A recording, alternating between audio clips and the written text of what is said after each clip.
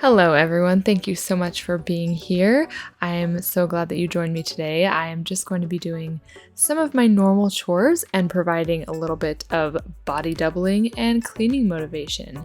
So, just a little bit about me. I have ADHD, or as I like to say, I have been learning how to drive an ADHD brain for 35 years. And I have discovered a lot of things in my lifetime that help work around the things that are difficult about having a brain with ADHD. And one of those things is, even before it was cool, even before there was a term for it, something that's called body doubling. If you have not heard of this before, it's something that people have started to talk about a lot recently, but basically it's the idea that some tasks are hard for people with ADHD.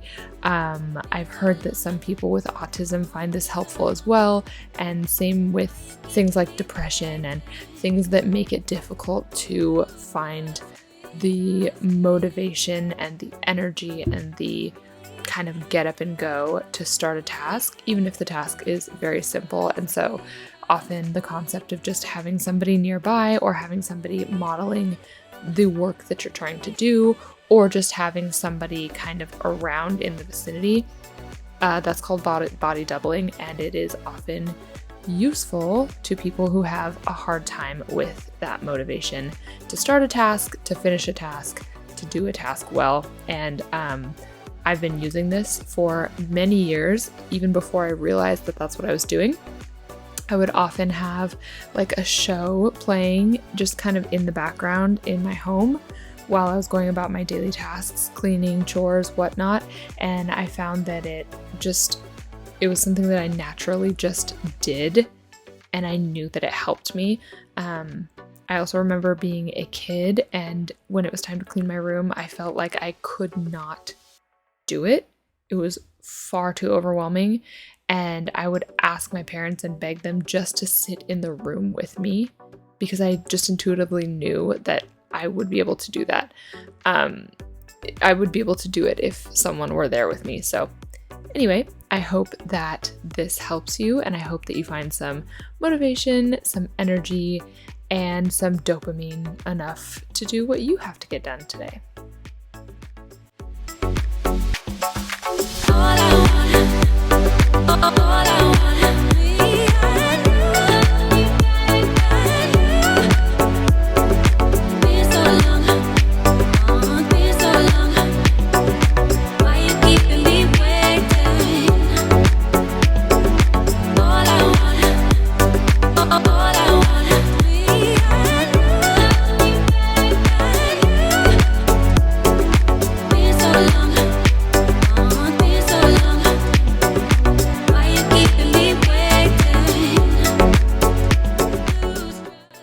Okay, so I would be really curious to know if you have any tasks or chores or sort of routine things that you have to do from time to time that are more enjoyable than others. I'm sure everybody has things like that. For me, those would be vacuuming. I love to vacuum. And folding clothes, which is weird. I think most people hate folding clothes, but I actually find it pretty therapeutic. And it's kind of to the point where I actually sort of end up with a lot of clothes to fold, because I sort of put it off, almost feeling like it's a luxury or it's like a fun thing. And so I put it off thinking like, no, I should be doing the unfun things right now. I will do that later, like work first, then play.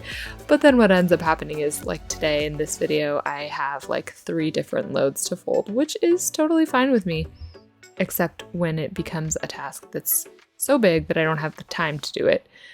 It's just a vicious cycle, guys. Here you'll see me folding towels. Bizarrely, we have like a bunch of different types of towels, and as you'll see, we live in a very small house and storage is not really a thing. So we kind of have to store things wherever we can. So we don't have a place where all of our towels fit, and depending on what type of towel it is, I fold it differently. Long story, not important. On to dishes now. I'm unloading my dishwasher here, which is actually normal sized, and for some reason this camera angle makes it look like a tiny dishwasher.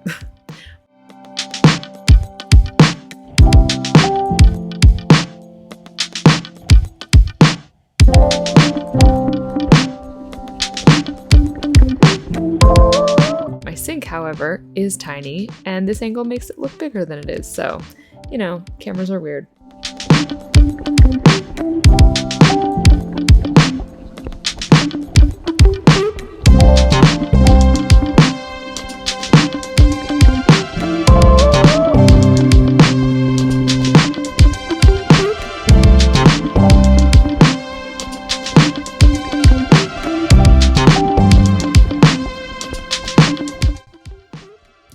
So now I'm just gonna clear our table and get ready for dinner. You could probably see on the stove earlier when I was cleaning pans that I was also cooking some soup, and that is a bowl of produce scraps. Oh, this is my basil that I put in a jar and it grew roots. So now I have a basil plant. I'm so excited. But that bowl is some produce scraps from making dinner on this night that I'm going to feed to our chickens. Nope. Those ones I'm not feeding to the chickens. It's too late in the day. I forgot about that. Usually I feed them to the chickens, and if I'm not feeding them to the chickens, I put them in the compost pile. So that's what I will be doing in a little bit.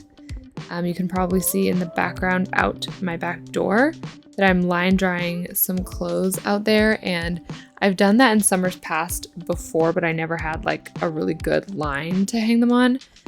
So my husband set that one up for me when our dryer broke this summer, and I've been using it since because it's really nice to dry clothes outside, even if you don't have to. These are actually fridge pickles that I had made the night before, so they're 24-hour fridge pickles. They're super good, so ridiculously easy to make. I cannot even emphasize that enough, and the kids love them. So I set some of those out for dinner, and then I'm just sticking leftovers after I served everybody to cool off in smaller containers.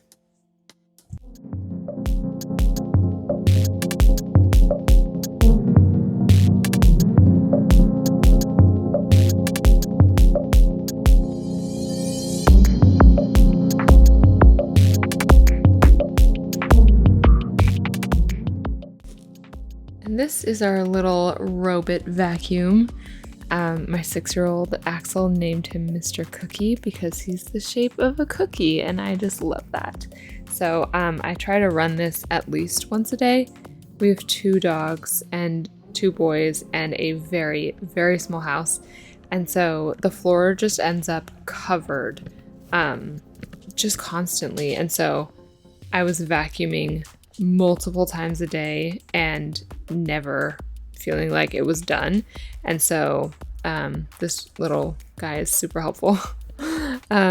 So you can see I just went and dumped everything in the compost pile. This is a little volunteer tomato plant that has sprung up, and I did actually go and bury what I dumped because otherwise we may get rats and other critters. Now I'm moving on to my next task, which is cleaning the office. So this is actually a detached shed situation that we have. Our house is too small for like any sort of workspace or like being space. And so this is actually something that we added with the help of my parents who were living with us during the pandemic. And it was a workout space, and then it became an office. So my husband works there in the corner where you can see a desk on the kind of in the background. And the other side, the near side, is where my mom and I have all of our, well, we have our office, which is for our Poshmark operations. So I have a Poshmark closet that I run, and she has one as well. So that's what all the boxes are. That is our inventory.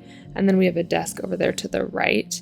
This space also gets quite dirty from just traffic, and sometimes the dog comes and joins Taylor while he's working and all of that type of stuff. So periodically I'll just bring my stick vacuum up here and just kind of clean it up so it's a little bit nicer to work in.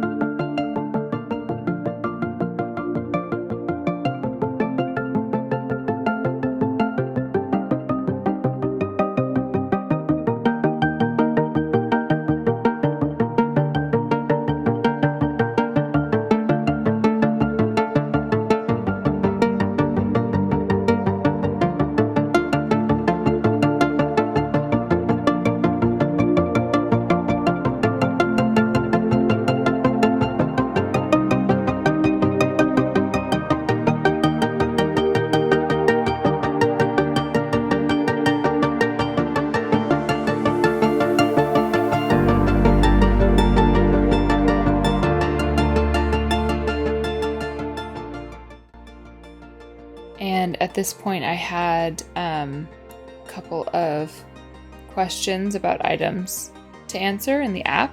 So I was trying to find specific items, and then there were some that needed some new photos. So you'll see me just snapping a few extra shots for their listings, and this is just kind of maintenance work that is done periodically. And it's, you know, not the exciting part of the job, but sometimes it needs to be done. So that's what I'm doing at this point, and it is quite nice to work in a clean office. It really does make a huge difference.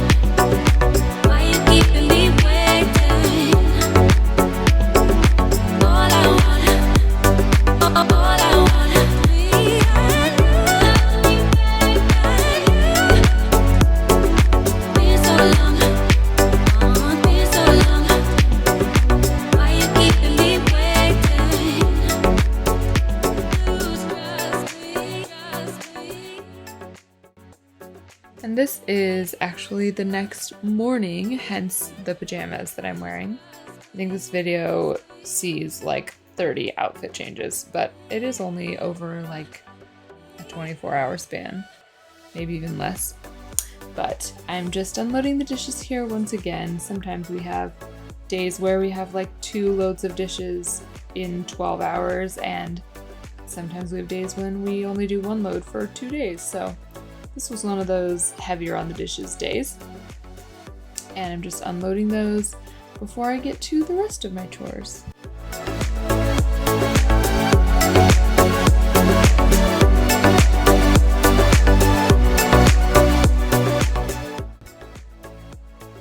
Guys, we recently replaced our kitchen sink faucet. Can't see it very well in this shot, but it's one of those that kind of arches higher above the sink. Beforehand, we had like a 30-year-old faucet that just came straight out from the back of the sink, and it was just like, it just made the sink feel even smaller than it actually is, because you couldn't like flip a dish over while you were washing it, because it would just like run into the faucet, and it was a whole thing. So I'm absolutely loving this faucet so much, and it was like such a good price at Home Depot. I'm just like so happy. It's amazing how sometimes really small things can make a huge difference. And now I am back in the office. I think I may have actually been packing orders this time. Yeah, I'm packing orders. So I sold this pair of sandals, and you can see it's labeled box 6. So this is kind of our box system that we have. And not all of the boxes in the office are mine. These are like really nice leather sandals. Not all of the boxes are mine. About half of them, maybe slightly less than half, are my mom's. And hers are the ones you can see later with like the smaller numbers written on them. And mine have a sticky note with the number written bigger. So it's easy to tell whose is whose. and I am just doing my typical packaging. Most of the shoes that I sell are all leather. And so I'm really intentional about packing each shoe separately so that they don't scratch in transit, and stuffing them so that they keep their shape really nicely. I work really hard to package everything really, really nicely so that when it reaches the buyer, everything is in the condition that is expected. So sticking some little thank you stickers on there before I throw them in a box. And I usually weigh them to record how much that particular pair cost me, because I source a lot of things at the Goodwill outlet where you pay by the pound. So I am just recording in my log how much I paid for the shoes, how much the shoes sold for, and what day they sold, and all that kind of data.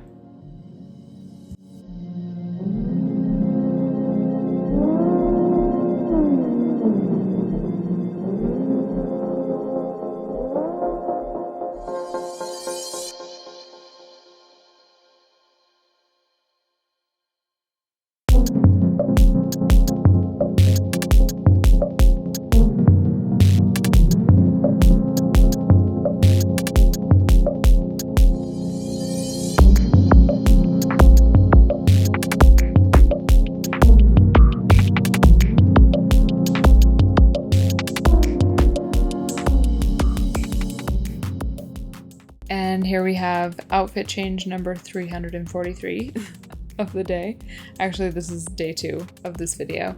And here I am kind of reorganizing for the changing seasons. All of my inventory is in these boxes, as you can see, but within that, I wanted to kind of designate a certain space where my summer stuff would go, because summer is pretty much over, and then have a little bit more front and center my fall, winter, even kind of springtime type things. And so I'm going to have a section for boxes of colder weather clothes and a section for boxes of like fall and winter shoes. And then another section for summer. So you can see behind me the stacks of boxes.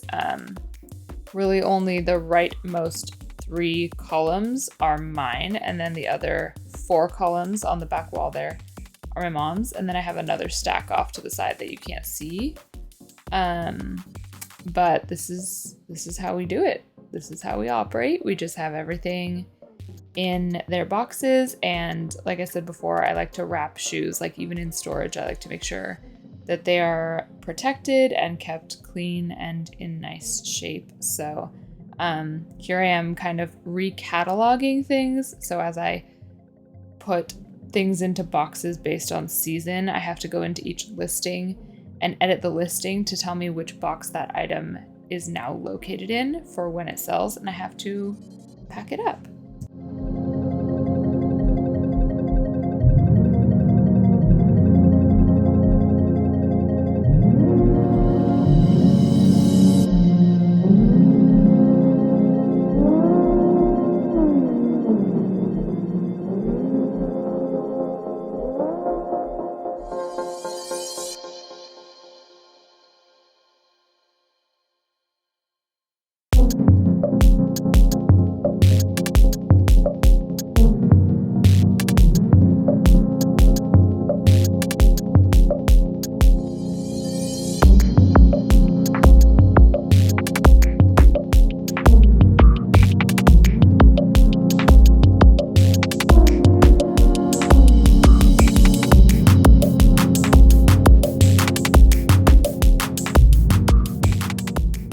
So one thing that I like to really kind of focus on and remind myself of, specifically surrounding the topic of like body doubling and motivation and focus and productivity, is it's really important to recognize, if you are a person who struggles with these things, recognize that that is not a character flaw, and to just go easy on yourself, because I definitely notice that, you know, nothing makes executive dysfunction harder than piling emotional punishment on top of yourself in addition to it. So I definitely think that I'm better able to clear my head and to, get up and go and start tasks and finish them and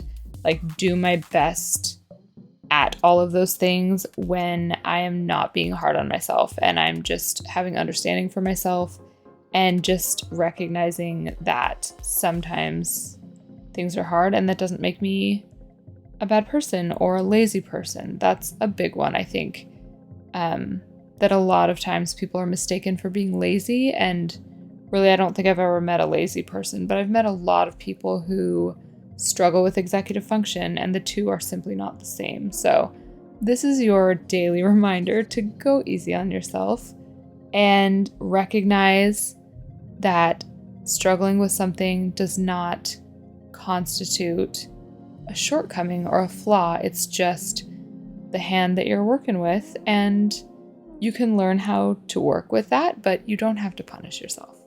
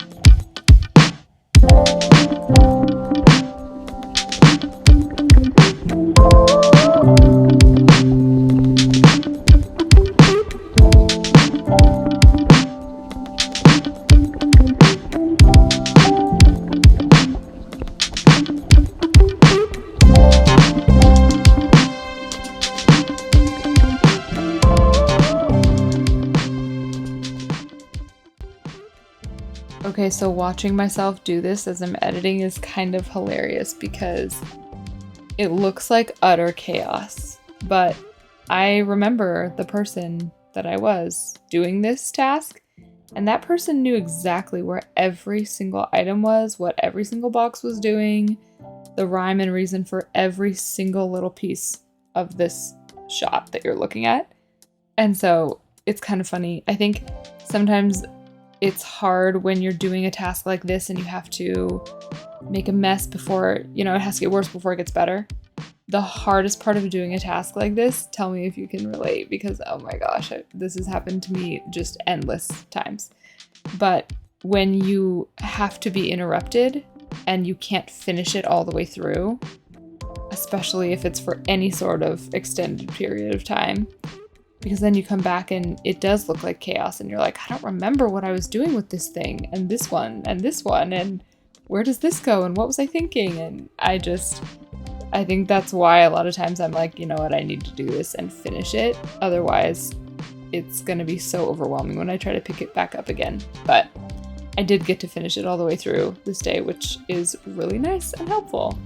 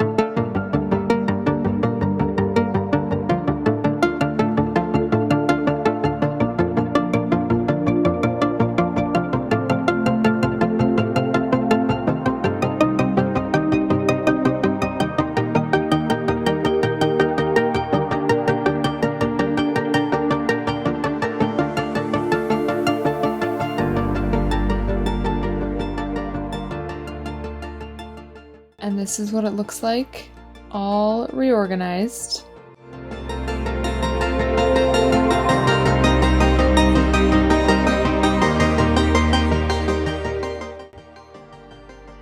You can kind of see that I have 2 rows deep here of fall and winter clothes, and then the 2 rows, I guess columns, and 2 deep on the other side there are shoes, and then this tower over here are all of my summer items. And the surrounding stuff is just other things of my mom's mostly, and our shipping materials, boxes, all that kind of stuff. And then an empty box tower over there to the left. It's very organized, but it also is like a lot in a small space. So it kind of has to be organized. After that, I just had an order to pack and to ship out the next morning. So that's what I'm doing here. I was pointing to the box number, but I can't even read that, so I'm sure you can't read it either. This was actually kind of a cool item. It's a vintage pencil skirt, and it's a knit fabric. I don't know when it's from, but I would guess maybe the 80s. It's kind of cool. It's got a slit in it, and I'd had it listed for quite a while, but it did eventually sell. It is definitely more of like a fall material. It was kind of a cozy, like warm knit material, and so I'm just packaging it up so that it ships really nice and stays kind of folded, and then I'll stick that just in the padded envelope. And that is the last of my chores for this day. Thank you so much for joining me, and I hope to see you next time.